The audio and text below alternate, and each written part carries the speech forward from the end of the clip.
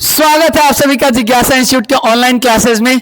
और इस क्लास में हम लोग ऑर्गेनिक केमिस्ट्री को आसान बनाने की कोशिश कर रहे हैं और बहुत हद तक हम लोगों ने ऑर्गेनिक केमिस्ट्री के बारे में बहुत अच्छे खासे एक अंडरस्टैंडिंग डेवलप कर लिया है। जो कॉम्प्लेक्स सब्जेक्ट है, जो कॉम्प्लेक्स सिलेबस है, उसको एकदम आसान भाषा में मैं डिकोड करने की कोशिश कर रहा हूं। पूरी ऑर्गेनिक केमिस्ट्री की पढ़ाई मतलब कार्बन के बने हुए यौगिकों की पढ़ाई, और इसके अंदर जितने भी चैप्टर्स है वो कार्बनिक यौगिकों के नाम के आधार पे वो चैप्टर का नाम रखे गए हैं। इसीलिए अभी जो हम लोग टॉपिक डील कर रहे हैं कार्बनिक यौगिकों का वर्गीकरण, उसको और थोड़ा डीपली डिकोड करते हैं। पिछले क्लास में हम लोग यहां तक पढ़ लिए थे कि पूरे के पूरे कार्बनिक यौगिकों को दो ग्रुप में हम बांट सकते हैं। एक ग्रुप का नाम है हाइड्रोकार्बन, जो इस ग्रुप के अंदर वो सारे यौगिक रखे जाते हैं जो सिर्फ और सिर्फ कार्बन और हाइड्रोजन से बने होते हैं। और एक दूसरा ग्रुप है जिसके अंदर हम वैसे यौगिकों को रखते हैं जिसमें कार्बन हाइड्रोजन के अलावा ऑक्सीजन, हैलोजन, नाइट्रोजन, इनके मिक्स ग्रुप भी आते हैं।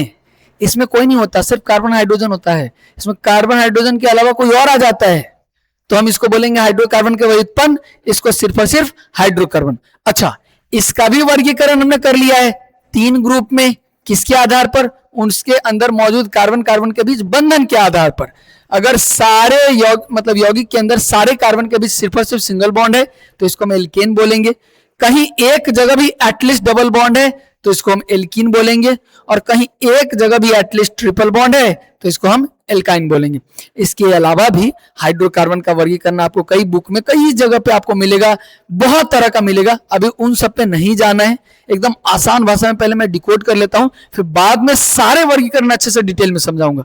पहले एक अच्छी अंडरस्टैंडिंग और इंटरेस्ट डेवलप करना है ऑर्गेनिक केमिस्ट्री में। एक ही बार में चीजों को कॉम्प्लेक्स बनाएंगे फिर धीरे धीरे आपको ये मोनोटोनस लगने लगेगा सब्जेक्ट। मैं नहीं चाहता कि आपके लिए ये सब्जेक्ट बोरिंग हो जाए, मोनोटोनस हो जाए और एक बहुत बड़ा बर्डन सा लगे। इसलिए जिस तरह से मैं लेके चल रहा हूं पहले उसी तरीका से चलना है, ठीक है। तो मेरे कहने का मतलब हाइड्रोकार्बन को बंधन के आधार पे तीन ग्रुप, एल्केन, एल्कीन और एल्काइन। अब इधर हम लौट के आते हैं हाइड्रोकार्बन के व्युत्पन्न, मतलब हाइड्रोकार्बन से ही उत्पन्न। और ये उत्पन्न होते कैसे हैं? किसी एक जगह से हाइड्रोजन को हटाना है और उसके जगह पे दूसरे लाके रख देना है। जो हम रखते हैं वो एक तत्व या ग्रुप में होता है, इसी को हम लोग बोलते हैं फंक्शनल ग्रुप, या इसको हम बोलते हैं क्रियाशील समूह। इसको क्या बोलते हैं? क्रियाशील समूह। समूह नाम तो इसलिए पड़ा है क्योंकि तत्वों का समूह है, उसमें ऑक्सीजन, नाइट्रोजन, हाइड्रोजन, कार्बन सब ग्रुप में आएगा, इसलिए समूह नाम पड़ा है। क्रियाशील नाम क्यों पड़ा? इसके पीछे रहस्य।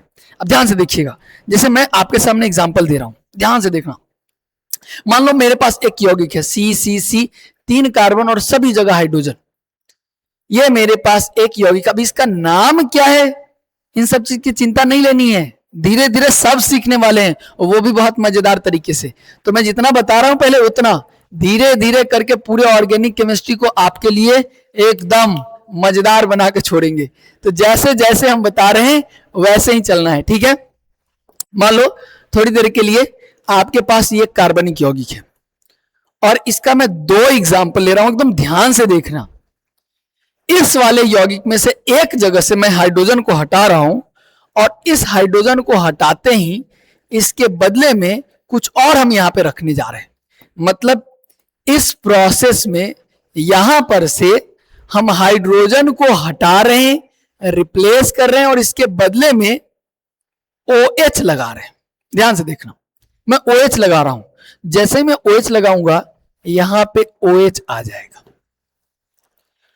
और एग्जैक्टली सेम यौगिक में इस H को हटा के मैं यहां OH नहीं लगा रहा हूं, मैं यहां कुछ और लगा रहा हूं। और यहां पे जो मैं लगाने जा रहा हूं, ध्यान से देखना, ये जो मैं लगा रहा हूं यहां H को रिप्लेस करके और इसके जगह पे एक CN ग्रुप लगा रहे हैं, CN, ठीक है। अब जैसे ही हम यहां पे CN लगाएंगे, इस वाले में यहां पे CN हो गया और इस वाले में OH हो गया। आपको पता है अब ये दोनों यौगिक में कितना का फर्क हो गया? जमीन आसमान का फर्क हो चुका है, जमीन आसमान का फर्क हो चुका है। ये यौगिक OH मतलब एल्कोहल कैटेगरी में चला गया, एल्कोहल कैटेगरी हमारे आपके दिमाग के जो नियंत्रण है उसको कंट्रोल से बाहर करता है, इसलिए नशे में इसका यूज होता है। और ये साइनाइड बन गया, ये खतरनाक जहर होता है, साइनाइड जहरीला होता है। तो वो एक अलग चीज है, वो नशे और दवाइयों में यूज होता है, दवाई तरह तरह के दवाइयों में उसका यूज है। जैसे आप जितनी दवाइयां खाते हैं आपको पता है वो सारे के सारे कार्बनिक यौगिक होते हैं, और जब आप उसका स्ट्रक्चर देखेंगे तो आपको पता चलेगा कि यही सब क्रियाशील समूह है, ये खास क्रिया करने के लिए बना है, ये भी खास क्रिया करने के लिए बना है। मतलब ये जितने समूह आने वाले हैं वो उस यौगिक के सारे नाम, काम, गुण, उसके उपयोग को निर्धारित करते हैं, सारा क्रियाक्रम उसी पर निर्भर करता है, इसीलिए उस समूह को हम क्रियाशील समूह कहते हैं। अब आपको बेस्ट एक एग्जांपल देते हैं। आपको पता है कि जब बुखार होता है तो हम लोग क्या खाते हैं? बुखार के टाइम पे हम लोग क्या खाते हैं? आपको पता है बुखार के टाइम पे हम क्या खाते हैं?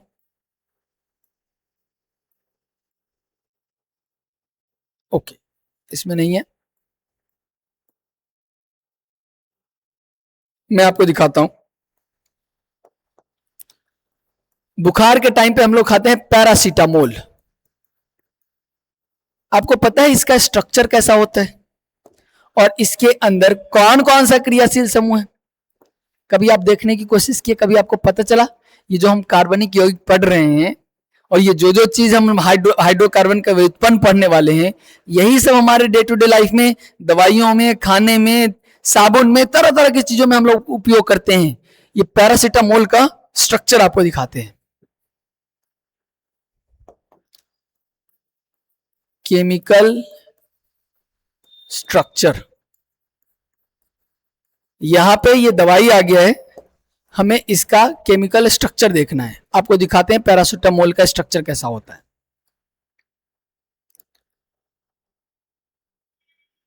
आजा जल्दी आजा। ये देखो, देखो क्या इसके अंदर हमें OH दिख रहा है? क्या हमें इसके अंदर OH दिख रहा है? अल्कोहल, साइनाइड इसमें कहीं है, बहुत जहरीला होता है ये। तो मैं मोटे मोटे तौर पे आपको ये कहना चाह रहा हूं कि किसी हाइड्रोकार्बन से जो हाइड्रोकार्बन का व्युत्पन्न बनाते हैं हम, जो उत्पन्न होता है, और उसको उत्पन्न करने के लिए ये जो हम क्रियाशील समूह ऐड करते हैं या जो ग्रुप्स ऐड करते हैं समूह, ये पूरी की पूरी इसकी क्रियाक्रम का निर्धारण करता है, इसलिए इन्हीं ग्रुप्स को हम क्रियाशील समूह कहते हैं। और आगे के सारे चैप्टर इन क्रियाशील समूहों के नाम पे आने वाला है। ठीक है, तो थोड़ा सा और आगे हम लोग बढ़ते हैं। पिछले क्लास में हमने आपको दिखाया भी था कि किस तरह से एक हाइड्रोकार्बन है, उसमें हमने H को रिप्लेस कर दिया OH से, और ये एल्कोहल, इसका नाम है एल्कोहल, और ये बन गया एक एल्कोहल कैटेगरी का, और इस नाम से 12th क्लास में चैप्टर भी आने वाला है। ठीक है, तो कितने तरह के क्रियाशील समूह हो सकते हैं, उसके लिए आपके सामने मैं कुछ लिस्ट लेके आया हूं। पूरा क्रियाशील समूह ऑर्गेनिक केमिस्ट्री में कितने होते हैं, उसका नाम क्या है, उसकी पहचान क्या है, और साथ ही साथ इन सारे क्रियाशील समूह का अपना एक रैंक होता है, कौन कितना पावरफुल है, कौन कितना प्रायोरिटी मेंटेन करता है, और उन पावर्स के आधार पर उनके नाम, उनके रिएक्शन, उनके उपयोग, उनका सारा गुण का हम लोग अध्ययन करने वाले। ठीक है, तो वो रैंकिंग वाइज ही हमने लिख रखा है, ध्यान से देखिएगा। फर्स्ट रैंक पे जो है COOH, इसको हम लोग बोलते हैं कार्बोक्सिलिक अम्ल। कहने का मतलब ये है कि आपके पास कोई हाइड्रोकार्बन है जिसमें कार्बन कार्बन का चेन है, कहीं एक जगह हाइड्रोजन को हटाए, मान लो यहाँ पे हाइड्रोजन था, इसको हाइड्रोजन को रिप्लेस कर दिया और उस हाइड्रोजन के जगह पे हमने क्या डाल दिया है, COOH।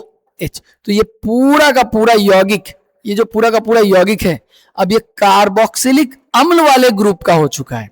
मतलब इसका सारा का सारा गुण, ऐसा कोई भी यौगिक है जिसमें COOH लगा है, सब एक ही कैटेगरी का होगा, सबका नाम, सबका काम, सबका उपयोग, सबका गुण एक जैसा होगा। इसलिए इन सारे ग्रुप्स के सारे यौगिकों को एक ग्रुप में रख के, एक चैप्टर में रख के, और उसका हम अलग पढ़ाई करने वाले हैं। मतलब कार्बोक्सिलिक यौगिक या कार्बोक्सिलिक अम्ल नाम का जो चैप्टर आएगा, उसमें सिर्फ ऐसे ही यौगिकों का हम पढ़ाई करने वाले हैं जिसमें कार्बन कार्बन का चेन है, लास्ट में जाके COH लगा है, COOH लगा है। जिसको हम कार्बोक्सिलिक अम्ल कहेंगे। ये फर्स्ट रैंक मेंटेन करता है। इसी तरह से ये सल्फोनिक अम्ल। अब सल्फोनिक अम्ल कैसे होगा?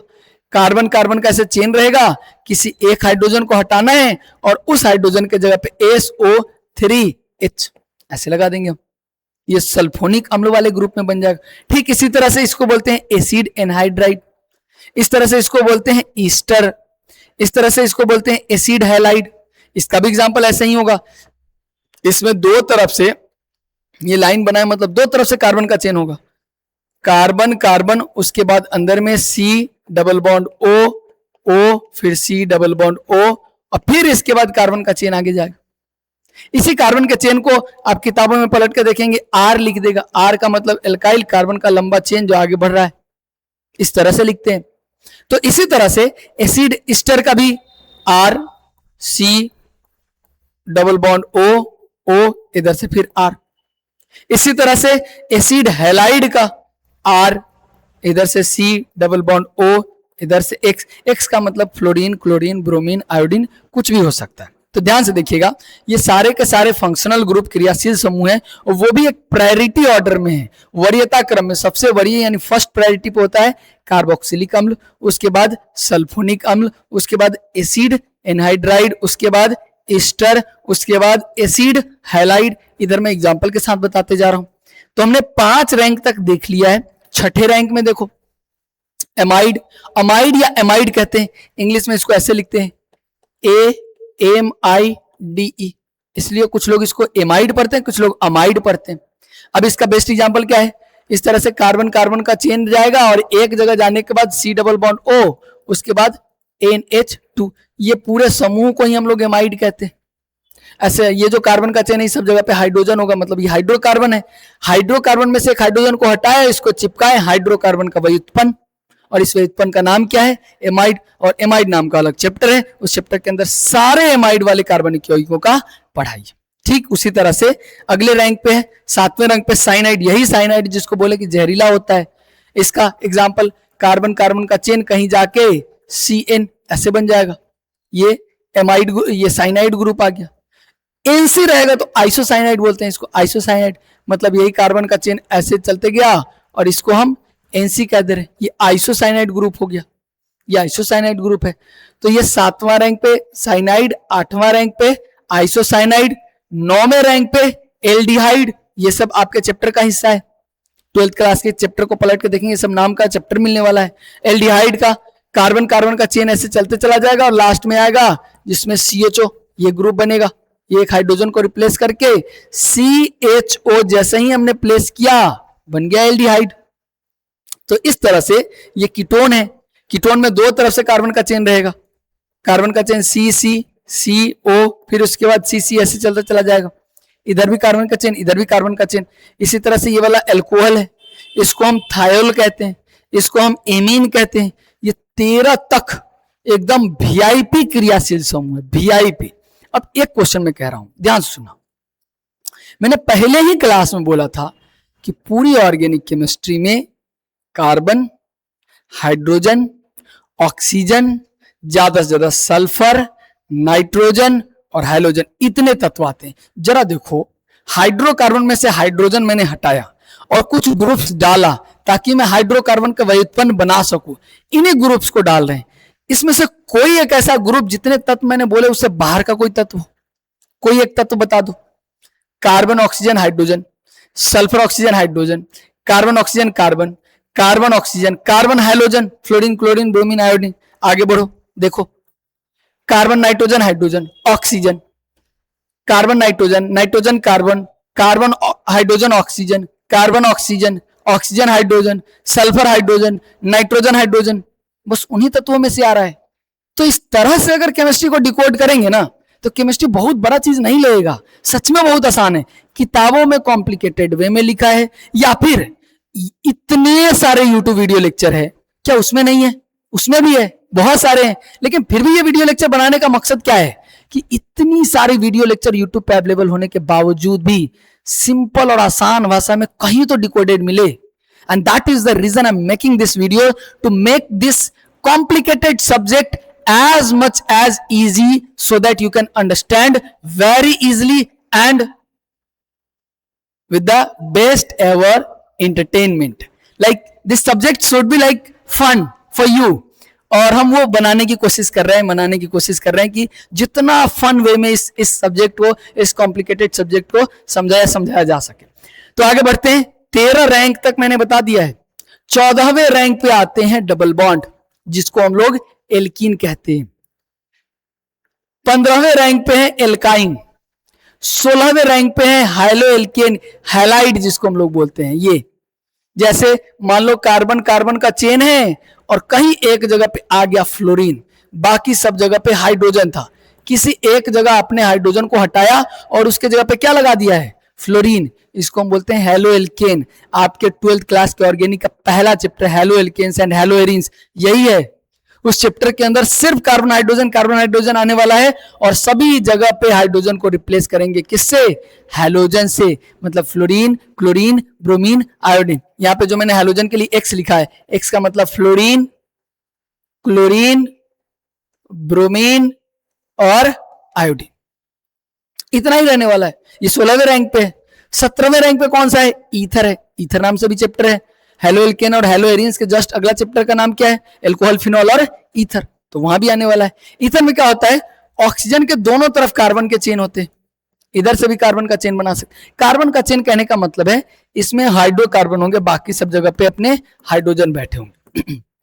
तो जरा देखो, हाइड्रोकार्बन की तो वही उत्पन्न हो गया. क्यों? क्योंकि कार्बन और हाइड्रोजन के अलावा कोई एक अन्य तत्व आ गया है, तो उसी को तो हम हाइड्रोकार्बन के वहीत्पन्न कहते हैं. और ये क्रियाशील समूह हो गया. ठीक है. इसी तरह से एल्काइल, इसी तरह से नाइट्रो और नाइट्रोसो. तो टोटल हमने फर्स्ट रैंक से लेके 20 रैंक तक पूरे के पूरे क्रियाशील समूह का नाम बताया है, जो पूरी की पूरी ऑर्गेनिक केमिस्ट्री में आती है. But still I am telling you, ये सारे आपको जरूरत नहीं पड़ने वाले हैं 12th क्लास में.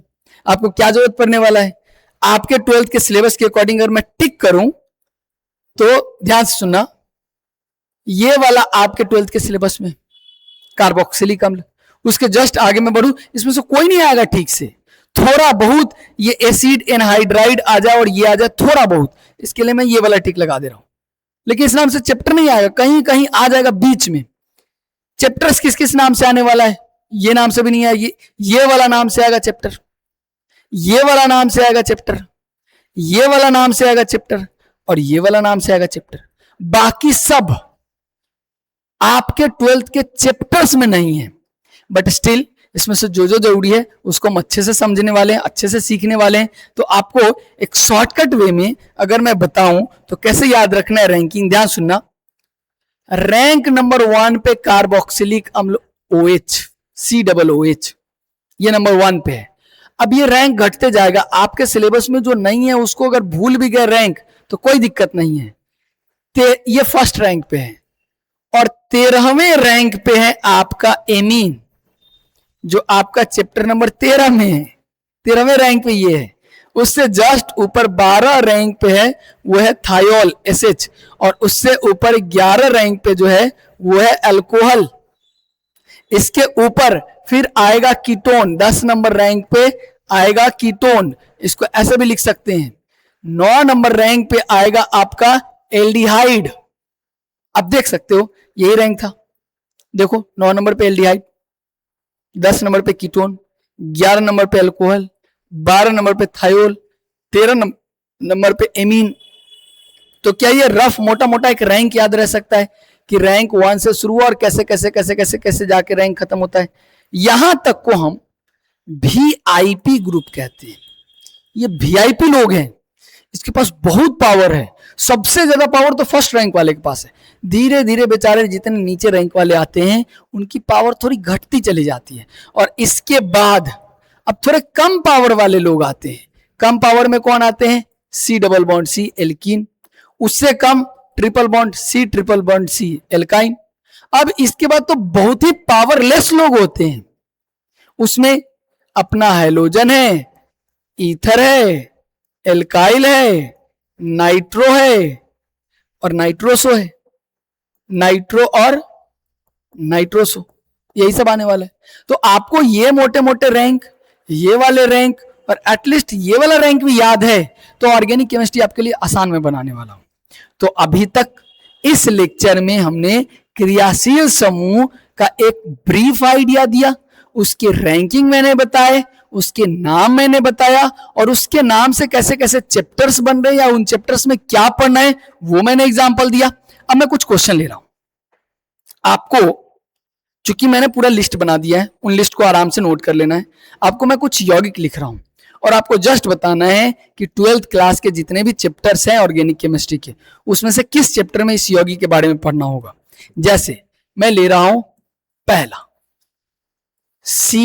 सी और यहां पे हमने डाल दिया है OH। ठीक है, आपको 12th क्लास के चैप्टर्स का सारा नाम मैं लिखा चुका हूं ऑलरेडी, पहले क्लास में इंट्रोडक्शन क्लास में भी मैंने लिखा है। आपको ये देखना है क्रियाशील समूह कौन सा, और उसके बाद ये किस वाले चैप्टर में जाके इसके बारे में पढ़ना होगा। दूसरा क्वेश्चन है, ये सब जगह पे हाइड्रोजन होगा। दूसरा क्वेश्चन है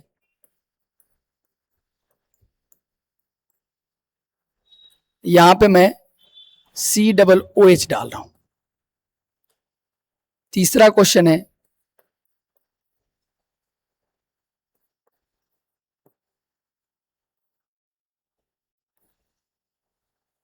चौथा क्वेश्चन है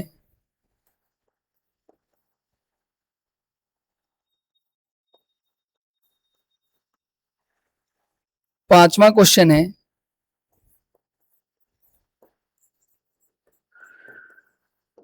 ठीक है, और कुछ क्वेश्चन ले लेते हैं। ये 5 क्वेश्चन हो गया।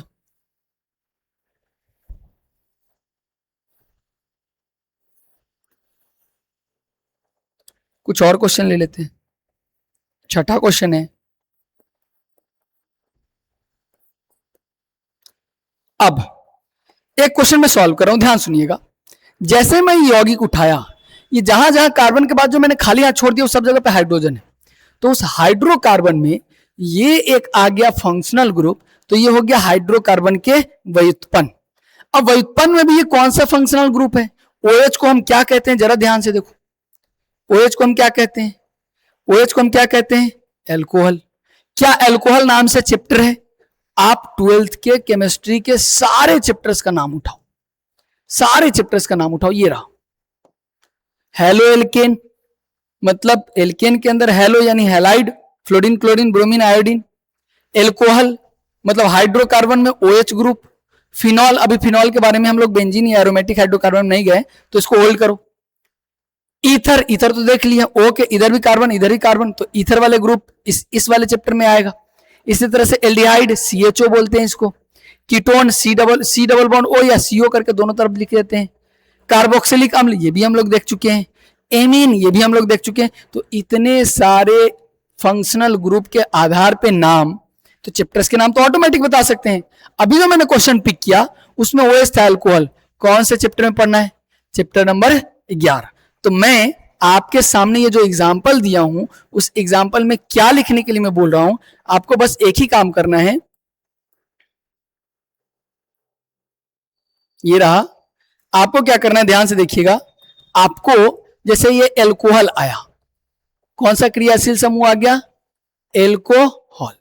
अब बताओ एल्कोहल नाम का चैप्टर 12th क्लास में, क्लास 12th में किस चैप्टर में है, चैप्टर नंबर 10 हेलो एल्केन एवं hello arenes. Chapter number 11 alcohol phenol and ether, तो एल्कोहल आ गया। उसमें 3 तरह के यौगिकों का पढ़ाई है, तो एल्कोहल वाला तो उसी चैप्टर में है, तो इसका आंसर क्या हो जाएगा, इसका हो जाएगा चैप्टर नंबर 11, चैप्टर नंबर 11। अब क्या आप इसी तरह से इन सारे यौगिकों में फंक्शनल ग्रुप को देख के, पहचान के, उसके नाम के आधार पे क्या आप ये बता सकते हैं कि ये किस चैप्टर में पढ़ना होगा, 12th क्लास के किस चैप्टर में। जैसे मैं आपको डिकोड कर दूं, ये वाला क्रियाशील समूह, अब देख लो मैंने पूरा लिस्ट बता दिया है। ये वाला क्रियाशील समूह है, अब देख लो मैंने पूरा का पूरा लिस्ट बता दिया है। ये वाला क्रियाशील समूह है, देखो ये कौन सा क्रियाशील समूह और किस चैप्टर में आएगा।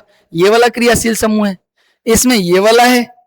आपको इन क्रियाशील समूह को जो मैंने लिस्ट बताया उससे नाम पढ़ना है, और नाम देख के फिर चैप्टर्स के नाम में जाना है और पता करके बताना है कि ये सारे क्रियाशील समूह किन किन चैप्टर में है, मतलब इन क्रियाशील समूह के नाम से कौन कौन सा चैप्टर है और चैप्टर नंबर कितना, क्लास 12th के कितने नंबर चैप्टर में इन यौगिकों का हम पढ़ाई करने वाले हैं। तो आज का ये होमवर्क है, आप सभी लोग इतना होमवर्क कंप्लीट करके और इस वीडियो के कमेंट सेक्शन में आप इसका आंसर देंगे। ठीक है, तो इस वीडियो में मैं यहीं तक स्टॉप करता हूं, बाकी हम लोग अगले लेक्चर में देखेंगे। तब तक के लिए बेस्ट ऑफ लक।